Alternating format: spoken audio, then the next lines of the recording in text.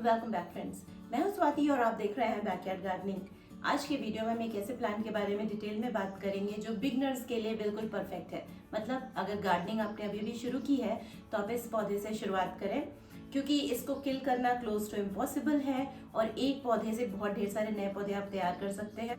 बहुत ही low maintenance plant है ये और इससे आप अपने घर की एयर प्यूरिफाई कर सकते हैं और 1 महीने तक भी अगर इसमें आपने पानी नहीं डाला ना तो ये सूखेगा नहीं। तो हम बात कर रहे हैं स्नेक प्लांट या सैंसेवेरिया की। तो चलिए वीडियो शुरू करते हैं।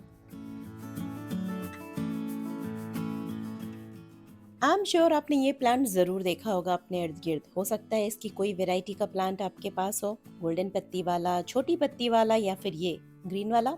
क्या आपको इसका नाम मालूम है? ये है सैंसेवेरिया और ये है वेस्ट अफ्रीका का प्लांट। वैसे इसे mother in law's tongue plant भी बोलते हैं। अगर आपको पता है क्यों बोलते हैं तो ज़रूर बताएं कमेंट करके। हो सकता है कि सैंसेवेरिया को आप स्नेक प्लांट नाम से जानते हो, जो कि बहुत ही कॉमन नाम है इस प्लांट का। तो इसे स्नेक प्लांट क्यों बोलते हैं? क्योंकि इसकी पत्तियां जैसे आप देख सकते हैं ना, बिल्कुल स्वॉर्ड यानी तलवार की तरह स्ट्रेट ग्रो होती हैं और इन पर जो पैटर्न आप देख रहे हैं वो देखने में बिल्कुल स्नेक की स्किन जैसे लगती है। यही रीज़न है कि इसको स्नेक प्लांट कहते हैं।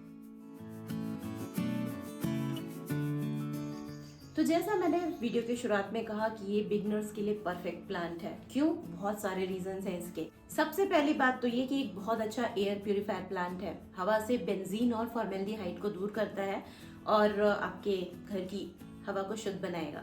दूसरी बात, रात में ऑक्सीजन रिलीज करता है। बेडरूम के लिए परफेक्ट प्लांट है। ऑक्सीजन ज्यादा होगी तो आपको नींद अच्छी आएगी। तीसरी बात, ये बहुत ही लेस डिमांडिंग प्लांट है। इसको फर्टिलाइजर्स नहीं चाहिए, लाइट फीडर है। बस इसको बेसिक वाटर रिक्वायरमेंट मिले और मिट्टी में रहे, ये बहुत आराम से ग्रो होगा। इसको फर्टिलाइजर्स की भी जरूरत नहीं है। इसके अलावा जो इसको बहुत खास बनाती है, बिगनर्स के लिए परफेक्ट बनाती है, वो है इसकी सनलाइट रिक्वायरमेंट। 0 सनलाइट वाली जगह पे भी अगर आप इसको रख देंगे तो भी ये मरेगा नहीं। मतलब धूप मिलती है तो बहुत अच्छा है, अदरवाइज अगर आपकी बैल्कनी में या बेडरूम में या घर में धूप जरा सी भी नहीं आती है ना तो भी ये बहुत अच्छी तरीके से लश ग्रीन ग्रो करेगा। और जैसे मैंने पहले बताया कि बहुत ही अच्छा ड्रॉट टॉलरेंट प्लांट है। 1 महीने तक भी अगर आप इसमें पानी नहीं डालेंगे ना तो भी ये पौधा नहीं सूखेगा, गारंटी देती हूँ मैं। इसको मारने का सिर्फ एक ही तरीका है, वो है ओवर वाटरिंग। ढेर सारा पानी डाल दीजिए आप, इसकी पत्तियां मशी हो जाएंगी और गल जाएंगी और आपका पौधा बिल्कुल सड़ जाएगा। अंडर वाटरिंग से ये प्लांट कभी नहीं मरता है। इसके साथ ही साथ ये बहुत ही स्लो ग्रो करता है, तो आपको फ्रीक्वेंट रिपोर्टिंग की भी जरूरत नहीं। यूजली 2 से 3 साल में अगर आप एक बार इसकी रिपोर्टिंग कर दें या जब आपको लगे कि पॉट बिल्कुल भर गया है तो उसको डिवाइड कर दें, बहुत सारे नए पौधे तैयार हो जाएंगे। तो इतनी सारी खासियत है इस पौधे में, तो बिगनर्स के लिए हुआ नहीं परफेक्ट प्लांट। ये एक ऐसा प्लांट है जो रात में ऑक्सीजन रिलीज करता है और यही एक कारण है कि ये बेडरूम में रखने के लिए परफेक्ट प्लांट है। ऑक्सीजन ज्यादा होगी तो आपको नींद अच्छी आएगी। अच्छा, एक बहुत इंपॉर्टेंट बात, स्नेक प्लांट होता है टॉक्सिक पेट्स और ह्यूमन दोनों के लिए। इसकी पत्तियों में एक केमिकल होता है जिसको बोलते हैं सैपोनिन, जिसकी वजह से नोजिया, वॉमिटिंग या डायरिया भी हो सकता है अगर इसकी पत्तियों को आप चबा लें या खा लें। सो अगर आपके घर में बच्चे हैं, पेट्स हैं, सो बी वेरी केयरफुल। इसको थोड़ा हाइट वाली जगह पे रखें जहां वो ना पहुंच पाए। अच्छा, स्नेक प्लांट में बहुत सारी वेराइटीज होती हैं। इसकी पत्तियों का कलर और शेप अलग होता है, साइज अलग होता है। जैसे मेरे पास कुछ 4-5 वेराइटीज की स्नेक प्लांट्स हैं। ये स्नेक प्लांट्स बहुत कॉस्टली मिलते हैं। आप अगर किसी भी नर्सरी पे जाके लेंगे ना, ये बेसिक वाले भी, ड्वार्फ वेराइटी या लॉन्ग लीफ वाली वेराइटी, बहुत कॉस्टली मिलते हैं। लेकिन सबसे अच्छी बात यह है कि इनकी सारी वेराइटीज को प्रोपोगेट करना, कटिंग से और रूट से ग्रो करना बहुत आसान है। स्नेक प्लांट की खासियत ये है कि अगर आप एक पौधा लगाएंगे एक गमले में तो साल भर के अंदर कुछ इस तरीके से ये पूरा पॉट भर जाएगा। बहुत ही आसानी से इसको प्रोपोगेट किया जा सकता है। मतलब एक से अनेक बनाना बहुत आसान है। जैसा कि आप देख सकते हैं ये पॉट बिल्कुल भरा हुआ है। मतलब इस पौधे में जड़ों से बहुत सारी नए पौधे बनके तैयार हुए हैं और ये पॉट हमारा भर चुका है। तो कोई भी प्लांट जो जड़ से नए पौधे तैयार करता है उसे रूट डिवीजन मेथड से इजीली आप प्रोपोगेट कर सकते हैं। 2 और मेथड है इसको प्रोपोगेट करने के। इसकी पत्तियों की कटिंग को आप मिट्टी में भी प्रोपोगेट कर सकते हैं और पानी में भी प्रोपोगेट कर सकते हैं। प्रोपोगेट करना मतलब ग्रो करना, नए पौधे तैयार करना। कैसे, वो मैं आपको दिखाती हूँ रिजल्ट के साथ। तो मैं यहाँ पे लॉन्ग लीफ वेराइटी और ड्वार्फ लीफ वेराइटी की दो लीफ कलेक्ट कर रही हूँ प्रोपोगेशन के लिए। मिट्टी में प्रोपोगेट करेंगे हम इसको।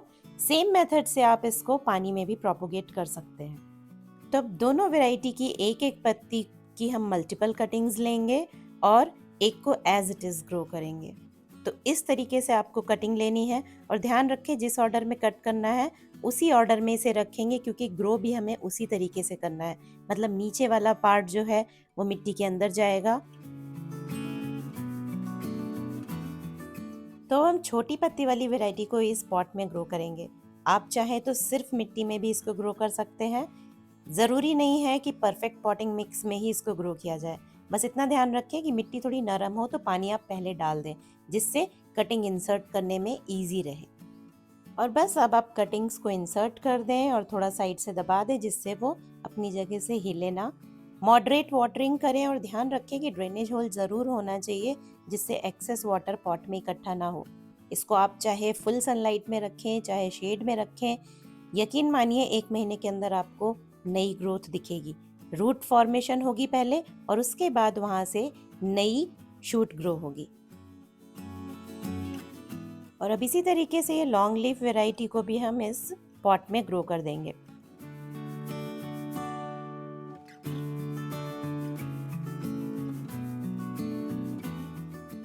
अब मैं आपको दूसरे पॉट में ग्रो किए हुए कटिंग का रिजल्ट दिखाती हूँ। तो जैसा कि आप देख सकते हैं इसमें नई पत्ती अच्छे से ग्रो हो चुकी है। कभी कभी जब पॉट में हमारी पत्ती टूट जाती है एक्सीडेंटली या डैमेज हो जाती है, तो उसको फेंकने के बजाय मैं किसी खाली पॉट में डाल देती हूँ। तो उसी का मैं रिजल्ट दिखाती हूँ। कुछ महीने पहले मैंने इसमें डाली थी कुछ लीव्स और उसमें नई पत्ती अच्छी तरीके से ग्रो हो चुकी है। तो उसी को मैं इस पॉट से निकाल के आपको दिखाना चाह रही हूँ कि किस तरीके से एक पत्ती से नया पौधा तैयार हो जाता है। देखिए, छोटी सी शूट आपको ग्रो होती हुई दिख रही है, यही है नया पौधा। तो सबसे पहले इस पत्ती में नीचे रूट फॉर्मेशन होती है और रूट से ही फिर नई शूट ग्रो होने लगती है। वो बड़ी पत्ती के फॉर्म में डेवलप हो जाती है और उसके साथ अंदर से बहुत ढेर सारी नई पत्तियां ग्रो होती हैं।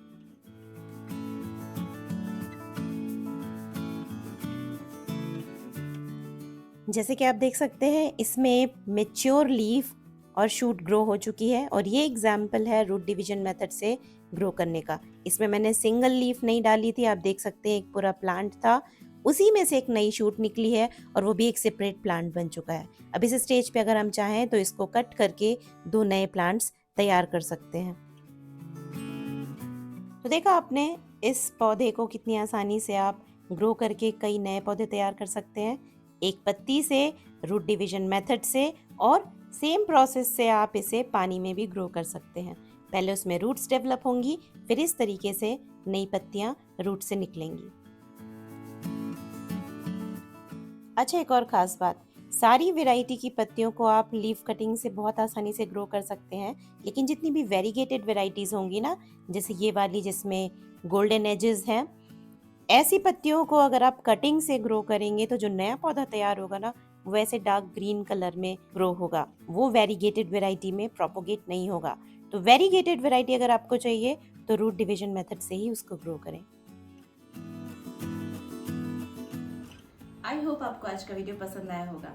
पसंद आया है तो इसे लाइक और शेयर जरूर करें, और अगर आपने अभी तक मेरे चैनल को सब्सक्राइब नहीं किया है सो प्लीज तुरंत करें सब्सक्राइब। नेक्स्ट वीक मिलती हूँ मैं फिर एक और इंटरेस्टिंग वीडियो के साथ जल्दी ही। So stay tuned.